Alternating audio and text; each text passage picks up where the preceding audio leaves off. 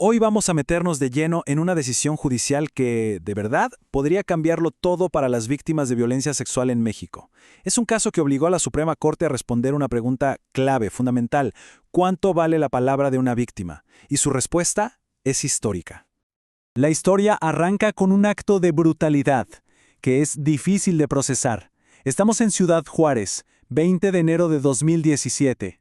Una mujer se sube a un autobús, algo de todos los días, pero cuando queda como la última pasajera, el chofer desvía la ruta y desata el horror.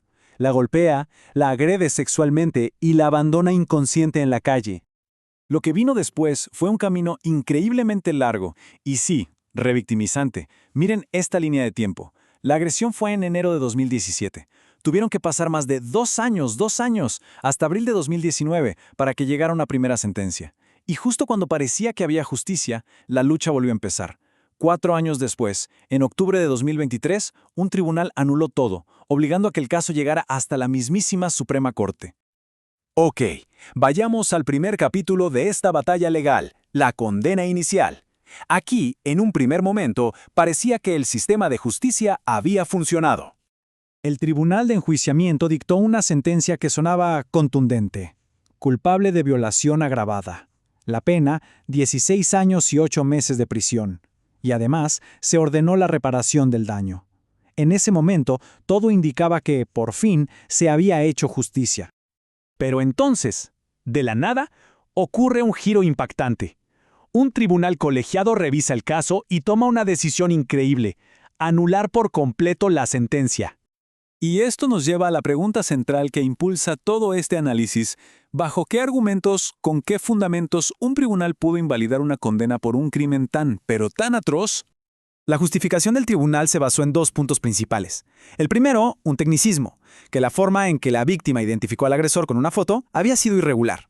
Pero ojo, el segundo punto es el más polémico y el más crucial. El tribunal dijo básicamente que el testimonio de la víctima, por sí solo, no era suficiente para vencer la presunción de inocencia.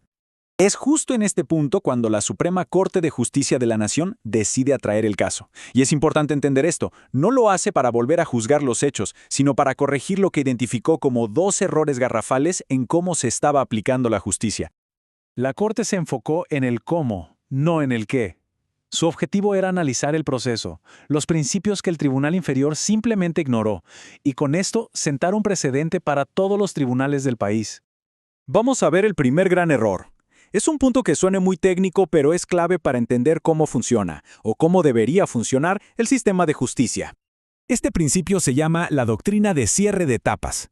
Para entenderlo fácil, pensemos en un juicio como si fuera un videojuego con niveles. Una vez que pasas un nivel, la puerta se cierra. No puedes volver atrás a cambiar algo que pasó en el nivel anterior. Bueno, en un juicio es igual.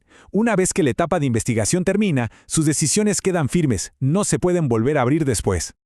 Y esto ilustra el error a la perfección. La Corte dice que el Tribunal Inferior rompió esta regla. ¿Por qué? Porque se puso a cuestionar la identificación con la foto, algo que pertenecía a la etapa de investigación, una fase que ya estaba cerradísima. El tribunal simplemente no tenía por qué reabrir ese debate. Y ahora, el segundo error, que es quizá el más profundo y transformador de todos. La Suprema Corte encontró que el Tribunal Inferior falló por completo al no juzgar con perspectiva de género. A ver, juzgar con perspectiva de género no es una opción, no es algo que estaría bien hacer, es una obligación constitucional. Exige que los jueces entiendan el contexto de violencia y discriminación que enfrentan las mujeres y cómo eso impacta un caso, sobre todo en delitos sexuales. Para entender por qué esto es tan importante, la propia Corte recuerda el oscuro historial de Ciudad Juárez, documentado desde 2003, donde las autoridades muchas veces culpaban a las víctimas. Este contexto hace que la perspectiva de género no sea algo teórico, sino una necesidad urgente. Y aquí es donde vemos el choque de trenes. Por un lado, el Tribunal Inferior diciendo: la palabra de la víctima no basta. Y por el otro, la Suprema Corte respondiendo: a ver, en crímenes sexuales que casi siempre ocurren en privado, sin testigos, el testimonio de la víctima es la prueba fundamental. Dudar de él sin más no es proteger al acusado, es volver a castigar a la víctima. Y así llegamos a la resolución final y, lo más importante, a lo que significa para el futuro de la justicia en México. Entonces, la decisión final es esta: La Suprema Corte anula la sentencia que había liberado al agresor. Esencialmente le pone un borrón y cuenta nueva a esa anulación y le ordena al tribunal que revise el caso otra vez, pero ahora con instrucciones muy claras. Tienen que aplicar las reglas del proceso como se debe y, sobre todo, juzgar con perspectiva de género. El impacto de esta sentencia va mucho más allá de este caso. La Corte le manda un mensaje fuertísimo a todos los jueces del país. Primero, el testimonio de las víctimas de violencia sexual es una prueba fundamental.